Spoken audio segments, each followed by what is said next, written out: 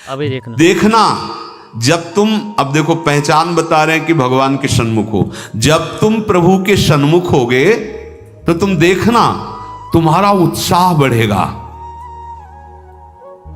कभी कभी सत्संग में कहते हैं कि अब उस आनंद की उमंगन को कैसे बताएं, ऐसा समझ लो जैसे किसी का ब्याह तय हो गया हो संसारी पुरुष का, ठीक है, और उसके मनोनुकूल पत्नी मिल गई हो, और वो कितना फूला फूला घूमे, या सही बात, माँ के इकलौते बेटे का ब्याह हो, फिर वो कैसे फूली फूली सबका स्वागत आनंद। अब ये कहां परमानंद में प्रभु से उदाहरण बैठेगा, पर वो तो अद्वितीय है, अचिंत्य है। पर ऐसे ही चंद्र शाखा न्याय जैसा कि डाल के एक हाथ ऊपर देखो चंद्रमा दिखाई दे रहा, अद्भुत फूलन, अद्भुत उत्साह।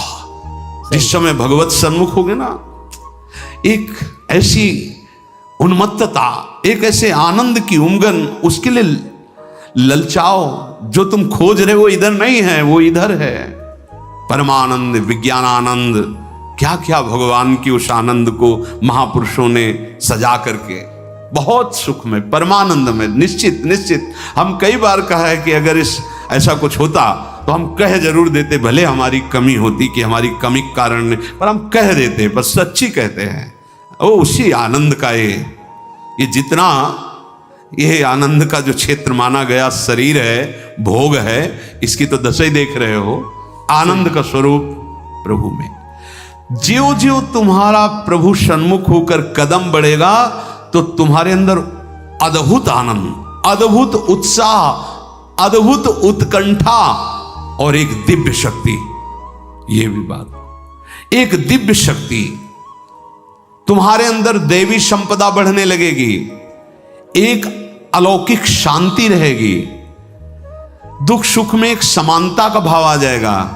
ठीक है, कोई भी भोग तुम्हें प्रिय नहीं लगेगा, सही बात, नहीं खान पान ते भावे है, नहीं कोमल वसन सुहावे है, सब विषय लगे ते खारा है, हरि आशिक का मग न्यारा है।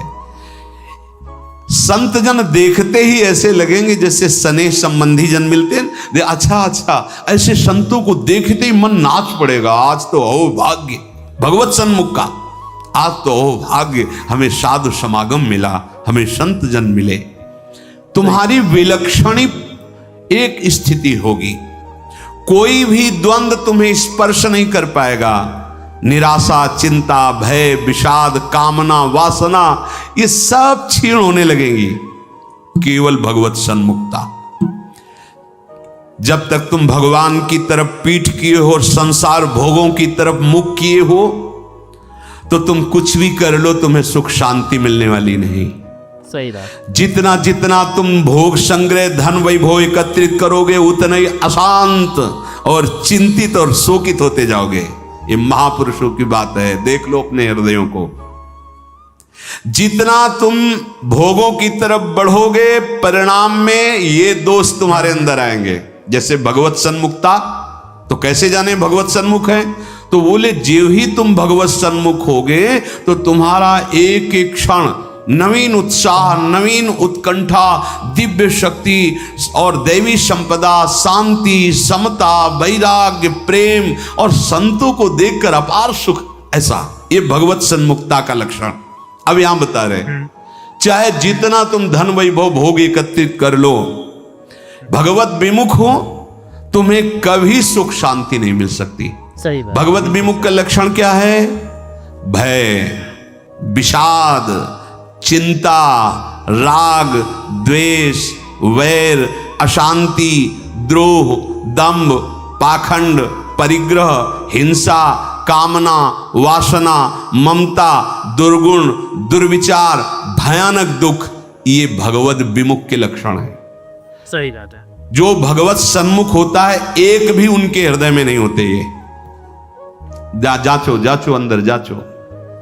भगवत विमुक्ता का लक्षण, मूल लक्षण भोगों में सुख है, इसी में सारे दोष बैठे हुए हैं। और जहां भगवत सन्मुख हुए, तहां तुम्हारा प्रतिपल नवीन उत्साह, नवीन उत्कंठा, दिव्य शक्ति, दैवी संपदा, शांति, समता, वैराग्य, प्रेम, समस्त द्वंद्वों से छूट करके एक अद्भुत आनंद और संत समागम जीवन बन जाएगा। देखो राधा बाबा पूर्ण महापुरुष हैं, कोई उनको जानना थोड़ी साधन साध्य के विषय में, पर आपको ध्यान होगा जब ऋषिकेश में उनके गांठों में बहुत दर्द वात रोग के कारण, तो वो अपने निजी जन से कह रहे थे भाई मुझे सत्संग में पहुंचा दो। वो सेवा करते करते शायद श्रमित हो गए होंगे या जो भी, तो उन्होंने बाबा की इस बात का सपोर्ट नहीं किया। बहुत बार कहने पर तो बाबा कहा कि आप ये जानते हो कि हम जा ही नहीं पाएंगे। उन्होंने कहा आप जा ही नहीं पाओगे क्योंकि आपकी गांठ, बोले ऐसा नहीं। सही बात। फिर जो बाबा ने अंदर बात की, वो जो लिखा था कि भगवान श्री कृष्ण से प्रार्थना की कि प्रीतम मुझे इतनी सामर्थ्य केवल दे दो कि जहां से सत्संग सुनाई देता वहां तक मैं पहुंच जाऊं, और एक बांस डंडा उठाया और बाबा घसीटते हुए वहां गए। इस बात का बहुत प्रभाव पड़ा हृदय में कि इनको कोई साधन साध्य विषय अब जानकारी की आवश्यकता नहीं, पूर्ण महापुरुष हैं, संपूर्ण हैं, उनमें कोई भी, लेकिन ऐसे महापुरुष होते हुए सत्संग की इतनी प्रियता, वो देखो लिखा है साधु सम, एकदम आनंदित हो गए कि आज तो मुझे साधु समागम मिला। ये भगवत सन्मुख का लक्षण, विमुख का नहीं, भगवत सन्मुख का लक्षण। तो हम अपने को जबरदस्ती मुख मोड़ना होगा। अगर हम इसी जन्म में परम कल्याण चाहते हैं, इसी जन्म में सुख चाहते हैं, मुख मोड़ना हो। जबरदस्ती शब्द लिखा है, जबरदस्ती मोड़ना, हटो हटो। जैसे है ना कि अब जिस तुम कगार पे खड़े हो, भारी दरार पड़ गई है, जबरदस्ती हटो नहीं तो गिरने वाले हो, धारा में तुम बह जाओगे, डूब जाओगे। ऐसे ही तुम्हारी वही दशा है जैसे हरी हरी घास खा रहा है बकरा और बकरी से सहवास कर रहा है और बड़ा सुख का अनुभव कर रहा है, पर वो कसाईवाड़े में बंद है। वो ये नहीं जान रहा कि अब की नंबर हमारा आ रहा है गड़ासा चलने का, वो नहीं जान पा रहा है। इसी प्रकार आप खान पान, शौक, मौज मस्ती, परिवार, सांसारिक सुख भोग रहे हैं, पर आपको पता नहीं कि काल के कसाईवाड़े में है। मौत का गड़ासा वो बिल्कुल तैयार किए हुए है, बस समय की देरी है, नंबर आपका ही है। सावधान। इसीलिए कह रहे जबरदस्ती भगवत सन्मुख करो अपने मन को, अपने तन को, अपनी वाणी को, अपनी चेष्टा को। कोई उपाय नहीं है बचने का। आपको दिखाई दे रहा क्या है, तो भयभीत कर रहे हैं, आप देख ही नहीं पा रहे हो, भय तो तांडव मचा रहा है। देख लो, ऐसे जरा सी भूमि हुई, हजारों लोग मकान के नीचे दब के मर गए। ऐसे जल में उफान आई, एक लहर आई, प्रांत का प्रांत नष्ट कर दिया। क्या क्या लीलाएं हो रही प्रकृति की, माया की।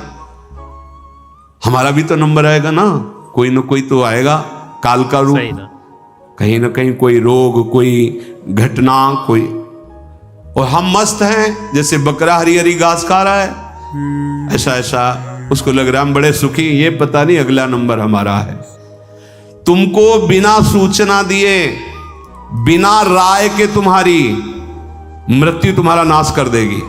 मृत्यु किसी से राय लेती क्या कि अब हमारी प्रार्थना स्वीकार करें, हम अपना काम शुरू करें, यदि आपकी आज्ञा हो? ऐसा नहीं। अगर ऐसा हो तो कोई तैयार नहीं होगा, कोई नहीं तैयार होगा।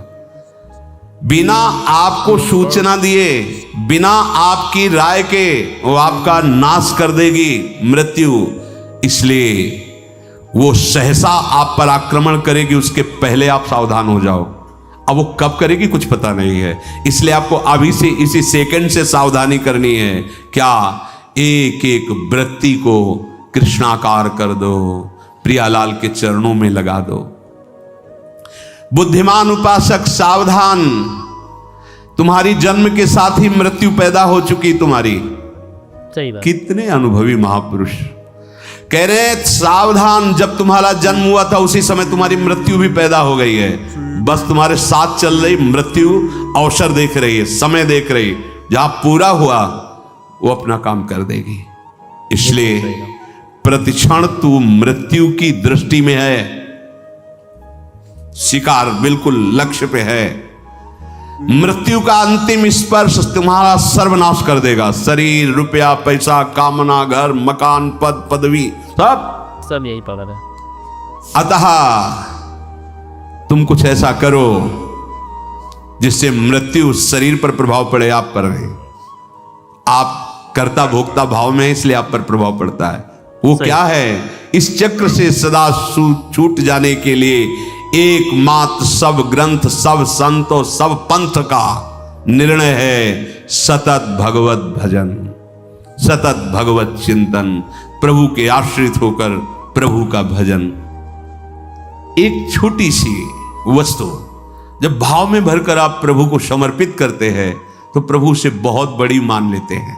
हमारे प्रभु का स्वभाव ऐसा है, पत्रम पुष्पम फलम तोयम ये में भक्ता प्रति। देखो नाशवान वस्तु है ना, अगर एक चुल्लू जल भगवद अर्पण कर दिया, भगवान उतने में प्रसन्न हो गए। एक तुलसी दल ले लिया, एक फूल ले लिया, कोई फल ले लिया, और भगवान भाव में भरकर कहते हैं अश्नामी, मैं उसे खा लेता हूं। जैसे फूल सूंघने की वस्तु है, पर भगवान कह मैं पा लेता हूं, पत्ता पा लेता हूं, जल पा लेता हूं, फल पा लेता हूं। पत्रम पुष्पम फलम तोयम ये में भक्त्या, भक्ति भाव से जो भक्त अर्पित कर देता है, भगवान कहते मैं उसे पा लेता हूं, वो शाश्वत हो गई। दो प्रकार की बैंक है, एक मायाकृत बैंक, एक हरि बैंक। हरि बैंक में वही वस्तु जमा होती है जो त्वदीयम वस्तु गोविंदम तुभ्यमेव समर्पय से होता है। ध्यान रखना, आपके द्वारा दी हुई वस्तु आपको समर्पित है, ये हरि बैंक में जमा हो गया। अगर आप निष्काम भाव से करते तो भगवत प्राप्त हो जाएंगे, सकाम भाव से करते तो आपको बहुत आगे बढ़ करके मिलेगी। और यहां जो बैंक में मायाकृत जमा है ये सब रद्द, शरीर छूटा, सब व्यर्थ गया। सही। मानव जीवन का एक एक क्षण इतना कीमती है कि उसके बदले में फिर कुछ नहीं है कि हम ये दे करके समय खरीद ले। तो ऐसे समय को केवल केवल महामहिमा में भगवान नाम स्मृति में लगाओ। सही। सब चेष्टाएं हो रही, नाम जप कर रहे हैं, आपका बैंक बैलेंस बढ़ रहा है। एक एक नाम, जैसे कोई भूखा व्यक्ति एक एक कवल पाता है तो तुष्टि पुष्टि क्षुधा निवृत्ति होती जाती है, ऐसे ही एक एक नाम संसार से वैराग्य, अपने स्वरूप का ज्ञान और भगवान के चरणों में प्रेम, ये तीनों होते चले जा रहे हैं। पर जैसे बहुत भूख लगी हो तो दो चार कवल में और भूख बढ़ती नजर आती है, तृप्ति का बोध नहीं होता। आधे पेट होने के बाद फिर स्वाद और तृप्ति का अनुभव होने लगता है, फिर पूरा जब पेट भर जाता है तो कहना क्या है। ऐसे ही अभी हम थोड़ा भजन करते तो और जलन बढ़ रही है, यद्यपि वो संसार से वैराग्य, स्वरूप का ज्ञान और भगवत चरणारविंद में प्रेम ये प्रारंभ हो गया है एक एक नाम से। पर जब आप 24 घंटे में कम से कम 12 घंटे का ऐसा अभ्यास बने कि हम भगवत स्मरण परायण, तो आधा पेट मानो हुए, फिर आपको स्वाद मिलने लगेगा, अनर्थ की निवृत्ति होते ही आनंद का स्फुरण होने लगेगा। पर एक एक नाम व्यर्थ नहीं जा रहा, गिनो या ना गिनो। किसी को भ्रम रहता अगर माला से गिनेंगे नहीं तो व्यर्थ चला जाएगा। अरे भाई, गिनना तो आपके मन को लगाने के लिए है, नाम तो अविनाशी है। राधा राधा बोला, नहीं गिनोगे तो फल नहीं मिलेगा क्या? कुछ लोगों को भ्रम होता है अगर गिना नहीं तो फिर वो संख्या ऐसे ही चली जाएगी, लिखा जाएगा नहीं। गिनना केवल मन को लगाने के लिए है, नाम महामहिमा है, गिनो या ना गिनो। अब प्रेमी जन गिनने में नहीं रहते। हाँ, प्रेमी जन तो श्वास प्रश्वास अपने प्रीतम के नाम का वर्तमान में स्वाद ले रहे, उसका और कोई फल नहीं चाहिए। ये जिह्वा पे राधा राधा चल रहा है, हमें सब कुछ मिल गया, बस यही चलता रहे, हम भूलूं ना। इतना स्वाद, इतनी महासुख की वृत्ति उदय होती है, सामने प्रियालाल हृदय आनंद की उफान में, जिह्वा पे नाम, अब उसे क्या चाहिए? जो क्षण चला गया वो लौटकर दोबारा तुम्हारे जीवन में नहीं आएगा, बहुत बड़ा घाटा। अगर खाली चला गया तो बहुत बड़ी हानि, बहुत बड़ा छिद्र, बहुत बड़ी दोष वृत्ति हो गई। जरा सा भगवत विस्मरण में अंतर, माया का प्रवेश। सही का हनुमंत विपति प्रभु सोई, जब तो सुमिरन भजन न होई। श्वास प्रश्वास लगातार भगवान नाम का अभ्यास, भगवत स्मृति कहीं भी जा रहे हो, कोई भी कार्य कर रहे हो, किसी से भी कोई व्यवहार कर रहे हो, अंदर ही अंदर स्मरण, प्रभु का स्मरण न छूटने पावे। लाभ हरिवंश के नाम उच्चारण, लाभ इससे बड़ा कोई लाभ नहीं। राधा राधा हरि हरि, अगर नाम उच्चारण हो रहा अंदर, बहुत बड़ा लाभ मिल रहा है। सही बात। 1 लाख रुपया 1 घंटे में कमा लिया और हरि को भूल गए, किस काम में आएगा? किसी काम। और 1 घंटे बाद शरीर छूट गया, 1 लाख रुपया कमा लिया है, हरि का नाम नहीं लिया, तो आएगा क्या हाथ? और 1 घंटे लगातार नाम जप किया है, भले हमारे पास लौकिक वैभव नहीं है, लेकिन ना तो संताप होगा, न शोक होगा, न चिंता होगी, न भय होगा, एक आनंद, और वो अनंत काल के लिए बैंक में जमा हो गया अविनाशी नाम। सही बात। ये हमारी समझ में क्यों नहीं आ रहा? लाखों रुपया इकट्ठा कर ली, चिंता है, शोक है, भय है, नाना प्रकार की वासनाएं जल रहे, लाभ क्या मिला? कुछ नहीं। नाम चल रहा है, माना कि आपके पास उतना ऐश्वर्य नहीं है, यथा लाभ संतोष जितना प्रभु दिए संत, पर आपका हृदय प्रफुल्लित रहेगा, भरोसा बहुत बड़े स्वामी का है, और एक एक नाम आपका जमा हो रहा है। सदगुरुदेव भगवान एक दिन बोले थे, एक एक सेकंड का तुम्हारे हिसाब होगा। सही बात। ऐसा नहीं कि तुम नाम जप कर रहे हो, उनके लिए जल रहे हो, कष्ट सह रहे हो, तो तुम्हें किसी को बताने की जरूरत है। एक एक सेकंड का हिसाब होगा और आप निहाल हो जाओगे। वो एक एक सेकंड आपको देख रहा है, आपके एक एक सेकंड की वृत्ति का हिसाब होगा। बहुत उदार दानी हैं हमारे प्रभु, अति उदार भी सुंदर। ऐसे मालिक के सेवक हो, वो एक एक सेकंड देख रहा है और तुम्हारा हिसाब करेगा। बाहर से नाटक करोगे, भक्ति का दंभ करोगे तो समय लगेगा, दंभ पूर्वक भी भक्ति की व्यर्थ नहीं जाती।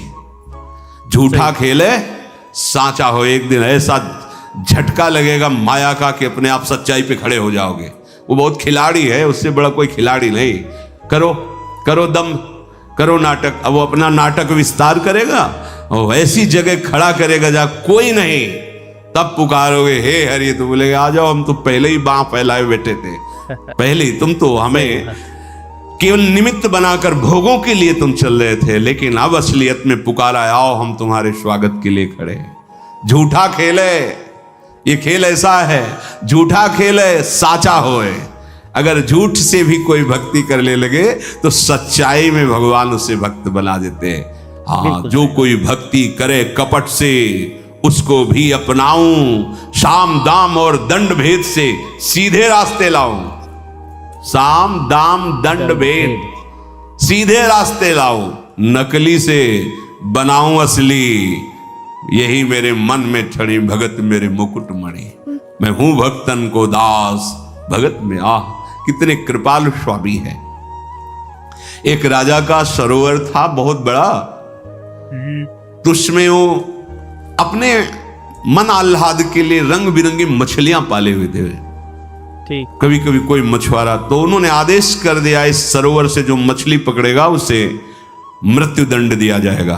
अब तो कोई जाता नहीं, बहुत मछलियां रंग बिरंगी को। एक मछुआरा परिवार बड़ा भूखा था और कई दिनों से भी मुझसे मिला नहीं था शिकार। तो उसने देखा यहां कोई रखवाले तो रहते नहीं है, मृत्यु दंड का आदेश है, हम जल्दी से लिया भाग जाएंगे। और ढेर सारी मछलियां बड़ी बड़ी, वो गया जाल फैलाया, मछली समेट ही रहा था कि राजसवारी दूर से घोड़ों की टाप धूल। देखा अरे ये तो अब क्या करें, भागते हैं तो दिखाई देंगे, बंदी बना लिए जाएंगे क्योंकि वो घोड़े में है। बिल्कुल सही। उसको उसको लगा कि साधु बन जाना अच्छा है, बहुत बढ़िया उपाय है।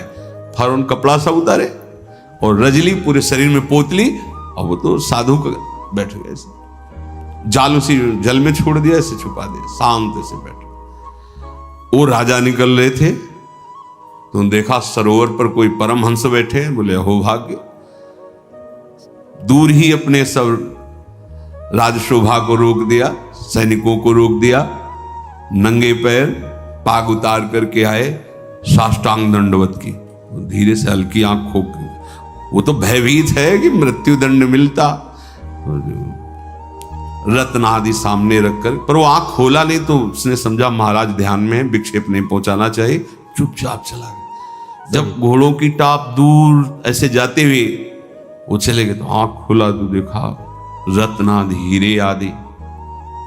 तो उसने विचार किया कर्म तो मैं वो कर रहा था कि मुझे मृत्युदंड मिलता, बिल्कुल सही। लेकिन साधु वेश का सहारा लिया तो मुझ नीच अपराधी को राजा प्रणाम किया और ये रत्न रख के गया।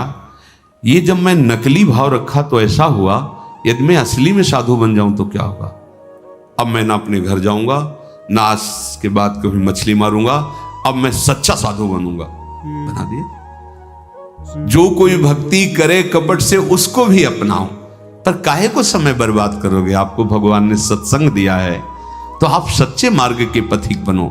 श्वास प्रश्वास तुम्हारी खाली न जाने पावे। सही बात। जब तक तुम्हारा मुख भोगों की ओर है, मुख का तात्पर्य अंदर से है, अंतर ही अंतर। तुम सब साधन कर रहे हो लेकिन तुम्हारी विश्राम स्थिति मन मानता है भोग में। क्या खाने को मिलेगा, हाँ हर्षित हो गए। क्या भोगने को मिलेगा, हर्षित हो गए। मतलब आप अभी भोगों के सन्मुख हैं। अंतर की बात देखना। जब तक तुम्हारा मुख भोगों की ओर है तो तुम कह रहे हो कि हम भगवत मार्ग के पथिक हैं, भगवत मार्ग में चल रहे हैं, पर तुम चल भोगों की ओर ही रहे हो। सही। प्रभु की ओर एक कदम नहीं चल रहे हो। जैसे कई बार सत्संग में बताया है कि ये बिहारी जो हैं, आप मुख इधर करो छठी करा की तरफ और दौड़ लगा दो तो आपका हर कदम बिहारी जी से दूर होता चला जा रहा है। आप बहुत चल रहे हो लेकिन विपरीत चल रहे हो तो आप बिहारी जी से दूर होते चले जा रहे हो। और ये मार्ग है, लेट जाओ और लेट कर चलो तो समय आएगा पहुंच जाएंगे, क्योंकि आप सही मार्ग में चल रहे हो। आप ऐसे सोए सोए चलो, एक बार लेट गए 10 मिनट फिर लेटे, फिर एक बार उठे फिर लेट गए, आप पहुंच जाओगे क्योंकि सही मार्ग है। समझो, भाव समझो।